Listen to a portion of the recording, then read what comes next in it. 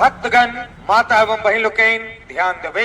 अपार हर्ष के साथ सूचित कह रहल छी जे मिथिलाक पुण्य भूमि सप्ता गांव के महावीर जी मां काली स्थान में दिनांक 17 फरवरी याद रखबे।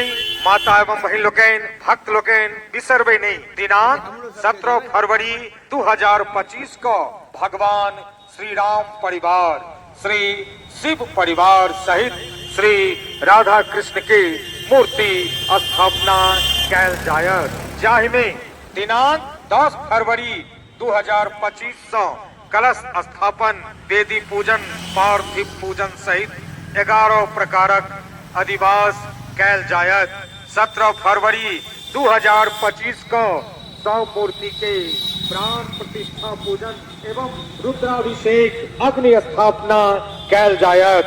18 फरवरी को रुद्र चंडी एवं लक्ष्मी नारायण के यज्ञ के पूर्णाहुति होयत। संगै कुमार बटुक भोजन सेहो होयत।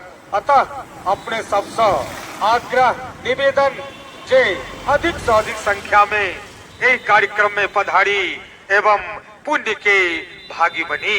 निवेदक समस्त सप्ताह ग्रामीण।